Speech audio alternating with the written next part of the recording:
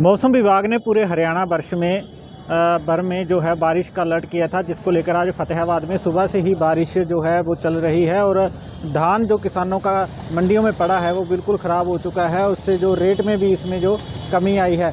किसान नेता इस समय हमारे साथ बातचीत करेंगे। सर, आप बताइए, बारिश की वजह से कितना नुकसान हुआ है और प्रशासन ने अभी तो कोई इंतजाम क्या किए हैं इसके लिए? देखिए, जो पहले बारिश आई थी 25 सितंबर को, उसने तबाही मचा दी थी फतेहाबाद ज़िले के काफ़ी इलाकों के अंदर, मगर सरकार ने अभी तक उसे किसी भी तरह का वो मुआवजे का ऐलान नहीं किया। मगर अभी भी जो प्रबंध है वो लोग किसानों के धान भीग गए हैं। अब जो रात बारिश पड़ी है उसने भी नुकसान किया है, जिससे जो फसलें हैं उनके भाव कम हो गए हैं और जो फसलें खेतों में भी गिर गई हैं, मगर सरकार कुछ सुध नहीं ले रही।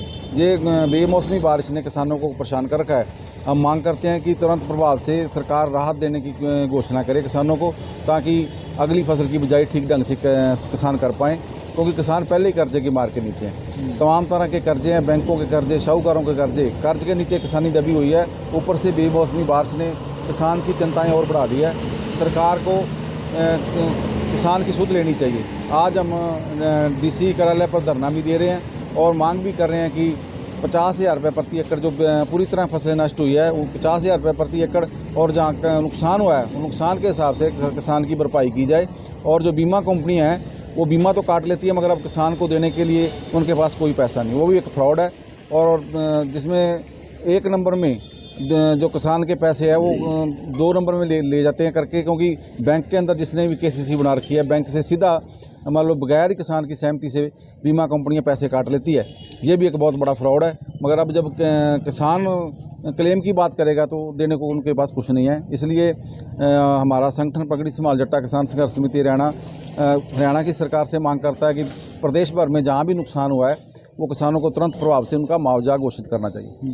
मौसम विभाग ने पहले अलर्ट कर दिया था बारिश को लेकर ना, मंडियों में जो धान किसान का पड़ा है बिल्कुल ख़राब हो चुका है, रेट में भी कमी आई है। प्रशासन ने इसके लेकर कोई प्रबंध नहीं किए, क्या कहना चाहोगे इस पर? देखिए, मंडियां तो सरकार समाप्त करने का काम कर रही है, वो तो खरीद से भाग रही है, इसलिए मंडियों के ऊपर कोई पैसा खर्च नहीं किया जा रहा है। आप देखो, शेड टूटे हुए हैं, व्यवस्था नहीं है मंडियों के अंदर, और जो धान जिसकी तुलाई होगी है उसका भी लोडिंग नहीं करवाई जा रही, वो वैसे बोरियों में यहीं भीग गया है। और किसान परेशान है, कोई तरपालों का प्रबंध नहीं है, कोई व्यवस्था नहीं है। और मौसम विभाग ने चाहे अलर्ट किया हो, सरकार तो किसानों को बर्बाद करने पर तुली हुई है।